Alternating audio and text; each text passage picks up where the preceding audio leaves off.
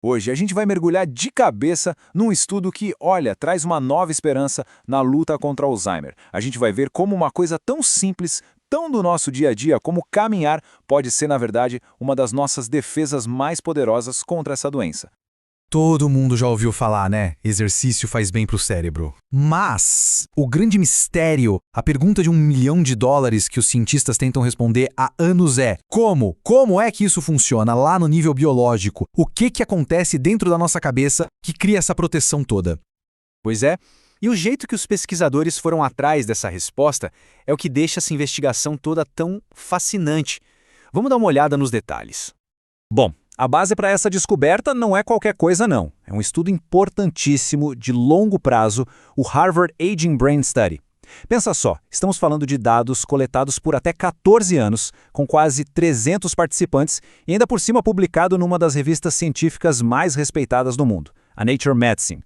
Ou seja, a base aqui é muito, mas muito sólida. E aqui tem um ponto que para mim é fundamental para a gente confiar nesse estudo. Em vez de perguntar para as pessoas, e aí, você caminhou muito? O que a gente sabe que a memória falha, os cientistas usaram ferramentas super precisas. Eles colocaram pedômetros para medir cada passo e usaram exames de imagem cerebral super avançados. Com isso, eles tinham dados puros, sem achismos, tanto da atividade física quanto do que estava rolando lá dentro do cérebro. E foi justamente na hora de analisar todos esses dados com toda essa precisão que eles tiveram a primeira grande surpresa. Algo que, olha, ia totalmente contra uma das ideias mais aceitas sobre Alzheimer e exercício. Sabe qual era a hipótese? A ideia que parecia mais lógica para todo mundo era que a atividade física ajudava porque ela combatia diretamente o principal suspeito do Alzheimer, o acúmulo daquelas placas de proteína, as placas amiloides. Faz todo sentido, né? Só que não.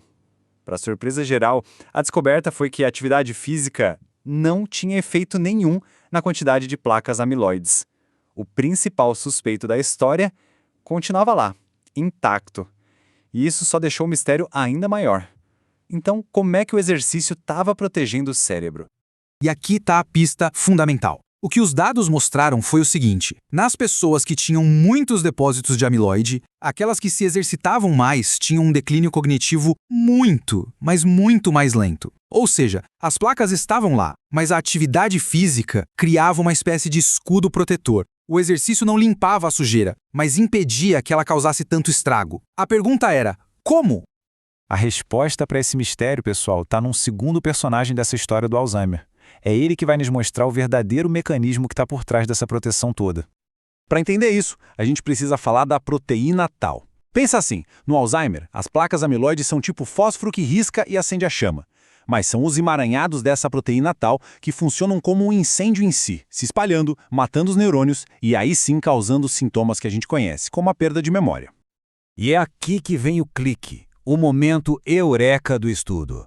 A atividade física não impede o primeiro dominó de cair, que é a placa amiloide, mas ela age como uma barreira, sabe?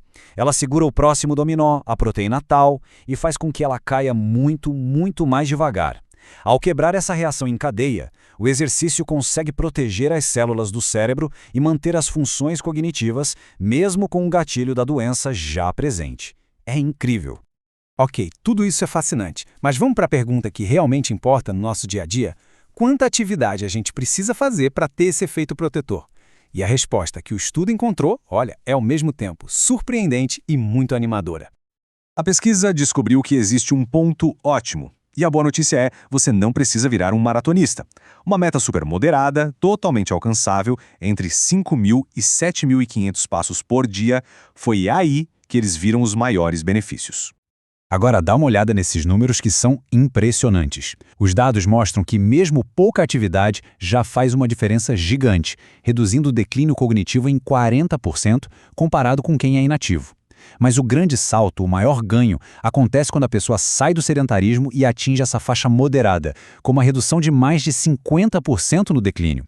E o mais curioso é que fazer muito mais que isso não pareceu trazer um benefício extra tão grande. Beleza. Então, no fim das contas, o que a gente aprende com tudo isso?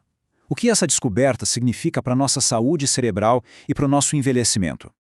Bom, vamos resumir os pontos principais. Primeiro, a atividade física protege o cérebro porque ela freia a disseminação da proteína tau, e não porque limpa as placas amiloides. Segundo, esse efeito é mais poderoso justamente em quem já tem um risco maior de desenvolver Alzheimer.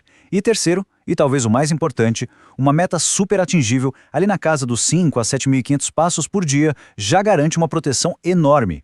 Isso coloca a atividade física como uma das ferramentas mais acessíveis e poderosas que a gente tem para prevenir ou atrasar os sintomas do Alzheimer. Olha, ter esse tipo de conhecimento é uma ferramenta muito poderosa. Então, se você curte análises como essa, que destrincham a ciência para a gente entender melhor o mundo, não deixe de seguir o nosso canal e compartilhar esse material com os amigos. Cada vez que você compartilha, você ajuda a levar essa informação para mais gente. No fim das contas, a mensagem desse estudo é, de verdade, muito otimista. Mostra pra gente que a gente não precisa de atitudes heróicas para cuidar da nossa saúde cerebral. A grande mudança pode começar de um jeito bem simples, com a decisão de dar um passo e depois mais um. A saúde do nosso futuro, talvez, não seja construída com saltos gigantes, mas com um passo simples e consistente de cada vez.